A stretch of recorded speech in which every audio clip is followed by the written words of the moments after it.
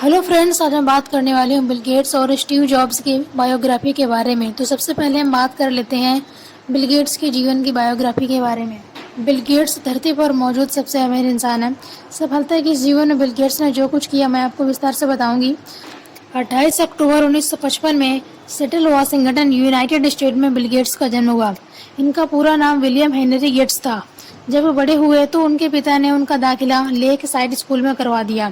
पढ़ाई में Bill Gates बहुत ही इंटेलिजेंट इंसान साबित हुए। उन्हें बचपन से ही पढ़ने की एक अलग भूख थी। वे अपने स्कूल में लाइब्रेरी में घंटों तक पढ़ाई किया करते थे। 1969 में बिल ने अपना हाई स्कूल किया। वो दौर था जब एक इंसान चांद पर गया था। ये मिशन कंप्यूटर की वजह से सफल हुआ था और उसी दौरान सेटल नाम की एक कंपनी ने लेक साइड स्कूल में अपने कंप्यूटर स्टूडेंट को सिखाने और जानने के लिए दिए।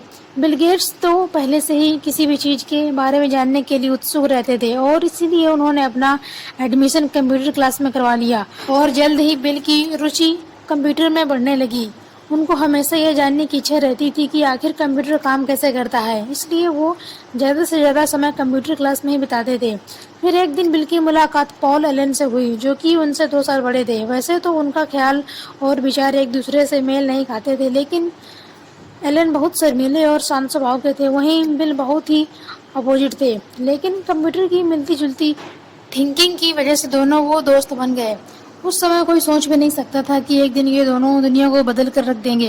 1970 में बिल गेट्स 15 साल के थे, तब उन्होंने पॉल एलन के साथ मिलकर ट्राप ओ डेटा नाम कंप्यूटर प्रोग्राम बनाया, जो सेटल शहर में होने वाले यातायात परिवहन को मापता था। इसके लिए उन्हें $20,000 मिले, जो कि उनकी पहली कमाई थी। इसी के साथ बिल गेट्स ने टेक्नोलॉजी की दुनिया में प्रवेश कर लिया था। 1972 में जब बिल गेट्स 17 साल के थे, तब उन्होंने एलन के साथ मिलकर खुद की कंपनी खोलने के बारे में विचार शुरू कर दिया। लेकिन उनके माता पिता हाई स्कूल खत्म करने के बाद कॉलेज में जाने के लिए जोर दिया। उनके पिता एक प्रख्यात वकील थे। वो चाहते थे कि बिल एक वकील बने। 1973 में बिल गेट्स अपना हाई स्कूल खत्म कर लिया और 1600 में से 1590 अंक प्राप्त करके अपनी बुद्धिमत्ता का परिचय दिया, जिस पर उनके माता पिता बहुत खुश हुए और बिल का एडमिशन हार्वर्ड यूनिवर्सिटी में करा दिया और चाहा अब बिल कानून की शिक्षा ले। लेकिन बिल गेट्स का तो सपना कुछ और ही था।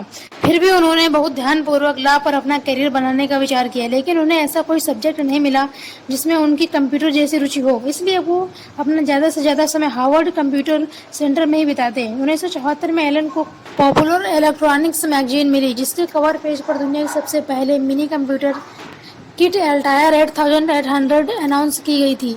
ये न्यूज मिलते ही एलन बिल गेट्स के पास गए और उन्हें सब कुछ बता दिया और वे दोनों इस बात को लेकर बहुत खुश हुए, क्योंकि वे जानते थे कि अगर ये कंप्यूटर बन गया तो दुनिया में हर एक इंसान इसे यूज करके अपना काम आसान बना सकता है।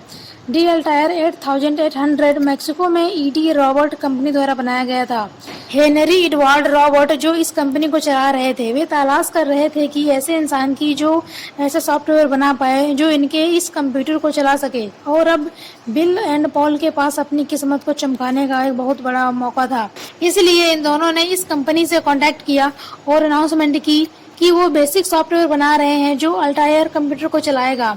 इसके बाद उन्होंने हार्वर्ड यूनिवर्सिटी में लगातार 2 महीने तक काम किया और एक सॉफ्टवेयर बनाया। 1975 में पॉल एलन उस सॉफ्टवेयर को टेस्ट कराने के लिए गए। जब वो सॉफ्टवेयर अल्टायर 8800 में इंस्टॉल किया गया तो वह सही से काम करने लगा और ये उनकी लाइफ का सबसे बेहतरीन पल था, जिससे कंप्यूटर इंडस्ट्री पर एक हिस्टोरिकल प्रभाव पड़ा। इसके बाद उन्होंने कभी न रुकने का फैसला किया। 1975 में बिल गेट्स ने पॉल के साथ मिलकर माइक्रोसॉफ्ट कंपनी की स्थापना की। 19 साल की उम्र में ही ईडी रॉबर्ट कंपनी के साथ मिलकर काम करने लग गए। देखते देखते कंप्यूटर की खपत इतनी बढ़ गई कि बिल गेट्स ने अपनी पढ़ाई फाइनल ईयर से पहले ही छोड़ दिया। लेकिन शुरुआती दिनों में एलन और बिल को काफी परेशानियों का सामना करना पड़ा। चलिए अब हम दूसरी स्टोरी की तरफ बढ़ते हैं। जब मैं 17 साल का था, तब मैंने बुक में पढ़ा था, यदि आप हमेशा ऐसे जिए कि ये हमारी जिंदगी का आखिरी दिन है, तो आप किसी न किसी दिन सही साबित हो जाओगे। ये विचार मेरे मन में छा गया और तब से मैंने हर सुबह शीशे में खुद से यह सवाल किया कि अगर ये दिन मेरी ज़िंदगी का आखिरी दिन होता तो क्या मैं वही करता जो मैं आज करने वाला हूँ। और जब भी लगातार कई दिनों तक जवाब नहीं मिलता तो मैं सोचता कुछ बदलने की ज़रूरत है, कुछ नया करने की ज़रूरत है। स्टीव जॉब्स की इस बात में बहुत ही गहराई है। अगर आप इस बात को ध्यान से समझें तो ये आप में एक अलग ही ऊर्जा भर देगा और इससे भी ज़्यादा ऊर्जावान उनकी कहानी है। स्टीव जॉब्स का जन्म 24 फरवरी 1955 को कैलिफोर्निया के सैन फ्रांसिस्को में हुआ था। उनका पूरा नाम स्टीव पॉल जॉब्स था। एक्चुअली उनका यह नाम गोद दिए गए माता पिता से मिला था। दरअसल उनके वास्तविक माता पिता की आर्थिक स्थिति बहुत खराब थी। वे नहीं चाहते थे कि उनके बच्चे पर अभावग्रस्त जिंदगी जीना पड़े, इसलिए स्टीव जॉब को एक ऐसे दंपति को सौंपने का फैसला किया जो उनकी अच्छी परवरिश कर सके और अच्छी शिक्षा दे सके। उनके पिता पॉल जॉब्स एक इलेक्ट्रॉनिक वर्कशॉप चलाते थे, इसलिए स्टीव को ज़्यादा समय पिता की मदद करने में बीतता था। यही वो माहौल था जिसने उन्हें सही चीज़ों को जोड़कर नया बनाना सिखाया। धीरे धीरे इलेक्ट्रॉनिक्स उनका शौक बन गया। 4 साल तक प्राथमिक शिक्षा प्राप्त करने के बाद उनके पिता ने किसी कारणवश लॉस एल्टोस कैलिफोर्निया में शिफ्ट हो गए, जहां उनका दाखिला एक स्कूल में करा दिया गया। वहां पर उनकी मुलाकात स्टीव वार्ड से हुई, जो आगे चलकर एप्पल कंपनी के साझेदार भी बने। वार्ड का दिमाग बहुत तेज था और वो इलेक्ट्रॉनिक्स में बहुत ही ज़्यादा रुचि रखते थे, इसलिए दोनों में बहुत जल्दी दोस्ती हो गई। स्कूल की पढ़ाई कंप्लीट होने के बाद स्टीव जॉब्स आगे की पढ़ाई के लिए एडमिशन तो ले लिया, लेकिन इस स्कूल की फीस इतनी महंगी थी कि उनके माता पिता के लिए फीस दे पाना बहुत मुश्किल हो गया था। स्टीव जॉब्स को अपने माता पिता का पैसा बर्बाद करना अच्छा नहीं लगा, क्योंकि उन्हें पढ़ाई में ज़्यादा इंटरेस्ट नहीं था। इसलिए उन्होंने 6 महीने में ही अपना कॉलेज छोड़ दिया।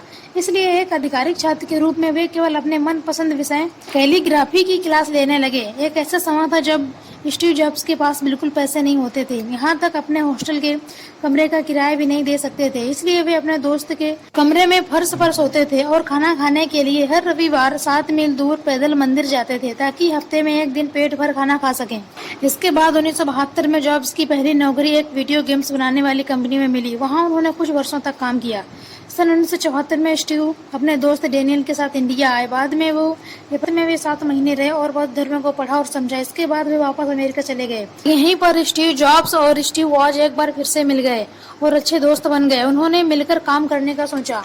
2007 में एप्पल का पहला मोबाइल फोन आया, जिसने मोबाइल फोन के मार्केट में क्रांति ला दी। 5 अक्टूबर 2011 में कैंसर की बीमारी के चलते 56 वर्ष की आयु में उनकी डेथ हो गई और अगले ही दिन कैलिफोर्निया के राज्यपाल द्वारा उस दिन को स्टीव जॉब्स डे के रूप में मनाने की घोषणा की गई। थिंकिंग डिफरेंट ये स्टीव का मूल मंत्र था।